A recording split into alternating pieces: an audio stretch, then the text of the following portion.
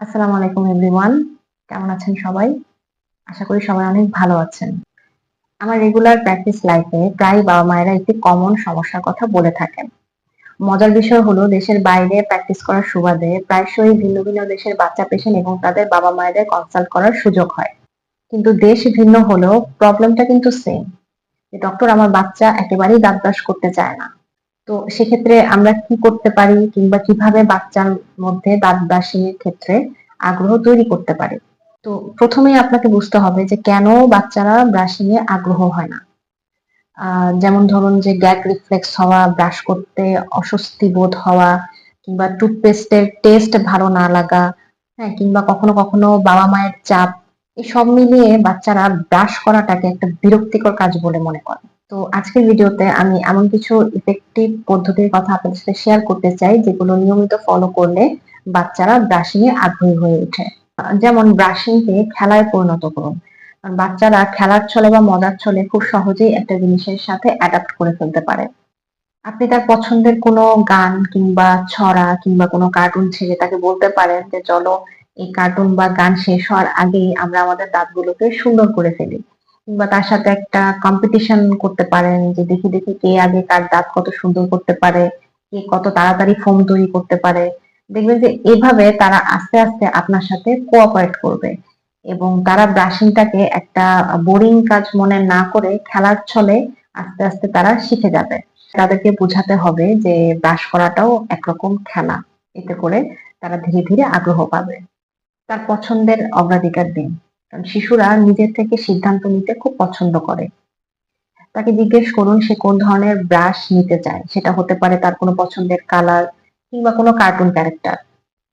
টুথপেস্টের ক্ষেত্রেও খেয়াল রাখবেন যে কোন ধরনের টেস্টের টুথপেস্ট সে পছন্দ করে।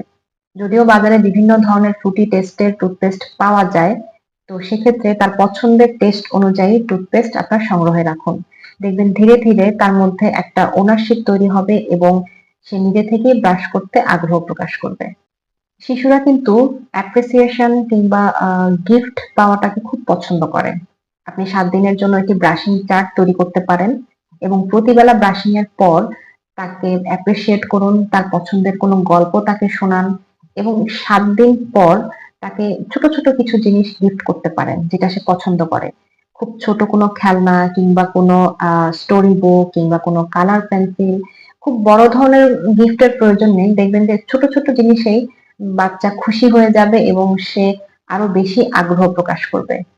শিশুরা কিন্তু যথেষ্ট অনুকরণ প্রিয়। তারা শোনে কম, দেখে বেশি। তো বাবা-মায়েরা চেষ্টা করুন যে একই সাথে দাঁত ব্রাশ করার এবং তার পাশে দাঁড়িয়ে ব্রাশ করার। দেখবেন আপনাকে দেখে দেখে তারা ব্রাশ করার চেষ্টা শুরু করবে। ব্রাশ করার ক্ষেত্রে শিশুদেরকে না বুঝিয়ে কিংবা শাসন না করে গল্পের মাধ্যমে তাদেরকে বোঝাতে পারেন। কারণ গল্পে গল্পে সে জিনিসটার প্রতি আরো আগ্রহ পেতে পারে। ধীরে ধীরে তাকে ব্রাশিং এর সাথে অভ্যস্ত করে তুলুন। প্রথম দিনই তাকে দাঁত ব্রাশ না করিয়ে তার হাতে ব্রাশ ধরিয়ে দিতে পারেন। সে এটাকে দেখুক কিংবা চিবিয়ে দেখুক কিংবা খেলাধুলা করুক। আস্তে আস্তে ধীরে ধীরে ব্রাশ এবং টুথপেস্টের সাথে তাকে একটা ফ্রেন্ডলি ভাবে অ্যাডাপ্ট করানোর চেষ্টা করুন। ব্রাশিং এর ক্ষেত্রে অস্বস্তি বোধ কমিয়ে তাকে কমফোর্ট ফিল করানোর চেষ্টা করুন। খুব ছোট হেডের বেবি ব্রাশ ব্যবহার করুন। খুব অল্প পরিমাণে টুথপেস্ট নিন এবং ধীরে ধীরে তাকে ব্রাশ করান। কিন্তু এরপরেও যদি বাচ্চা একেবারেই দাঁত ব্রাশ করতে না চায়, সেক্ষেত্রে তাদের সাথে রাগ কিংবা জোরাজুরি করবেন না। খুব সহজ ভাষায় এবং বন্ধুসুলভ ভাবে তাদেরকে অ্যাপ্রোচ করুন। দেখবেন আপনার এই ছোট ছোট চেষ্টার কারণে ধীরে ধীরে আপনার বাচ্চার অভ্যাসে পরিবর্তন আসবে এবং সময়ের সাথে সাথে সে ব্রাশিং এ আগ্রহী হয়ে উঠবে।